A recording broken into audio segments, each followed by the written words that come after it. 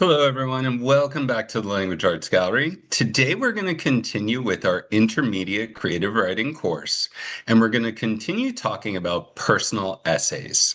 And today, we're going to talk about the difference between retelling events and reflecting on them, and why both are so important when we're writing a personal essay. So, if you haven't already, please remember to subscribe to my channel so you get this video and all the videos in my creative writing course, as well as all my creative writing and academic writing videos. So let's go ahead and get started here. So we've talked about a personal essay in our previous two videos. So what makes a personal essay more than just a story?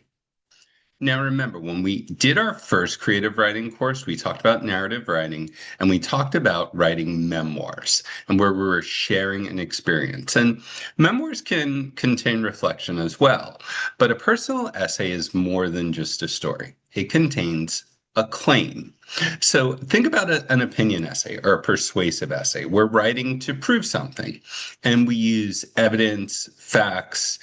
We might use statistics or case studies to support whatever claim we're making. So we're doing the same thing here, but we're using personal experience, but we're not using just random personal experiences. We're telling a story. We're reflecting on that story, and we're talking about how that supports a claim. So we're reflecting on our lived experience. That's what's supporting our claim. It's not just random personal experience, and we're not using facts and details. So what is a claim? Well, a claim is a belief, a lesson, or a message that you support or make clear through your lived experience, through the story that you're telling.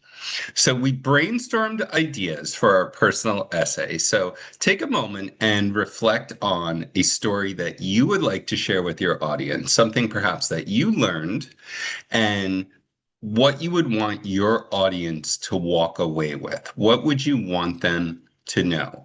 And that will give you a good basis for your claim for your personal essay. And we're going to talk about how we can match that to our story.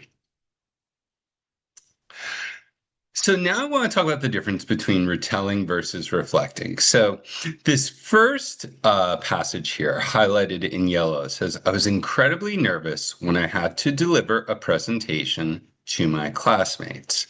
So you're telling about something that happened, how you felt. In green, we see a reflection. Overcoming the nerves I had when presenting taught me that confidence comes only after facing our fears. So we're sharing something that happened to us and what we learned from it. So that's more relevant to a personal essay because it includes that element of reflection, and we're giving our audience something that they can take away. So it's something that's meaningful, not just to us, but to others as a whole, to society as a whole. So when we retell the events, we simply share what happened to us. When we reflect upon them, we're sharing actually what the experience meant to us. So here we've got a Venn diagram that gives us a good indication of what the difference between retelling and reflecting is. When we're retelling, we're just sharing a story. We're just telling events and details in sequence order. That's just like a personal narrative or a memoir. When we're reflecting, we're talking about what an experience means to us. These two things come together in our personal essay.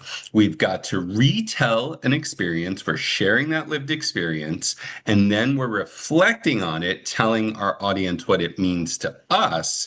And we're doing that to make and prove a claim that the audience can somehow relate to their own lives as being meaningful.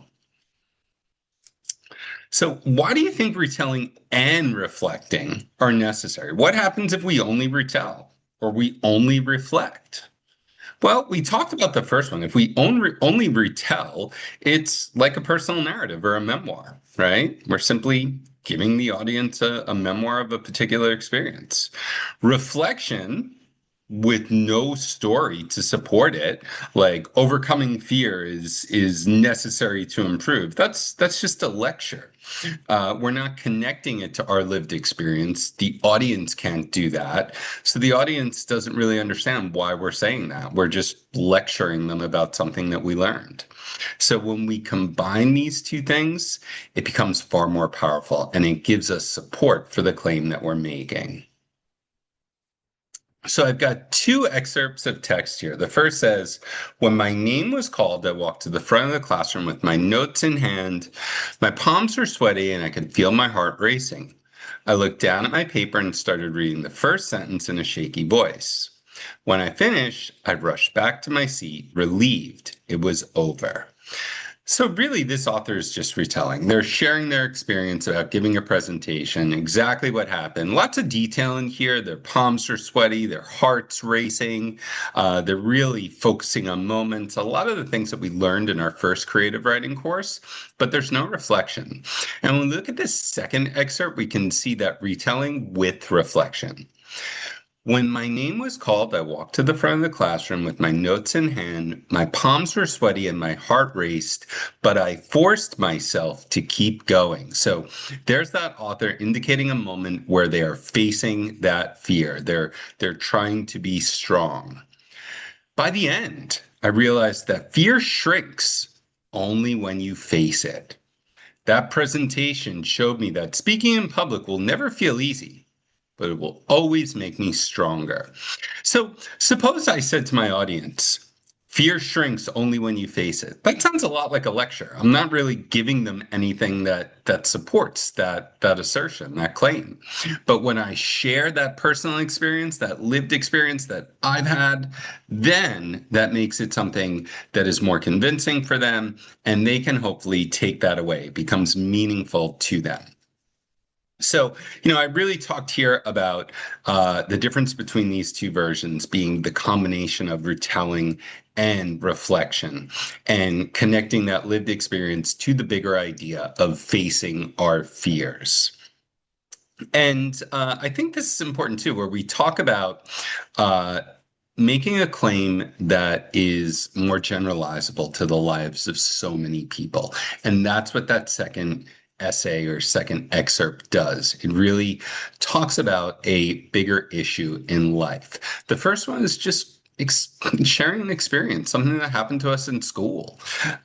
Whereas the second one is more broadly applicable to many different experiences. There are lots of things that we can feel fear or be nervous about, but when we face it, it becomes easier. So now we're going to practice adding reflection to a simple retelling of events. So I've got several different examples here. What you can do is you can pause the video.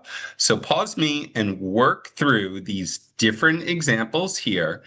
And I want you to think about something someone might learn from this. Now, we've just got a very brief sentence, so we don't have all the details of what happened here, but I want you to think about what you might learn from this experience. So I failed my first exam. What's something you might learn from that? What's something else that may have happened? So you do have a little bit of latitude here. So go ahead, pause the video, and think about how you could add reflection to a retelling of events here. Okay, so let's go ahead and go over some sample answers here. Failing my first exam showed me that cramming is no substitute for a disciplined approach to study. So that author is adding in reflection, and there's a lesson there. Being chosen after so many rejections. So that was that leadership position. They applied so many times, they were rejected, but now they're learning that being chosen after so many rejections teaches us the importance of using failure as a stepping stone to success. Succeeding on our group project taught me that a team is truly greater than the sum of its parts. Arguing with my parents helped me to see that Despite our differences, family bonds can never be broken. So there's probably a lot more to that story. It's not just an argument with the parents, but perhaps an argument with the parents where they somehow found common ground, or maybe they don't find common ground, but they still love each other despite their differences. Helping my friend prepare for his interview reminded me that helping others achieve success feels just as good as when we are successful ourselves. Missing the game winning shot showed me that the world doesn't end when we fail. We still need to get up tomorrow and continue to work to be better. So I think that's something that we can all relate to. When we fail, we need to get back up and continue. Sitting next to a stranger on a bus, that showed me that friendship can begin in unexpected places. Traveling to a new country by myself taught me that we're often braver than we think. There's lots of things that we could learn from traveling to a new country. Maybe that there's no place like home, or maybe we appreciate home so much more when it's gone. So, or when it's a place that's far away from us. So, there are lots of different experiences, different lessons that we can link to these retelling of events here, but these are some common ones. Okay, so in our next video, we're going to talk about building a claim.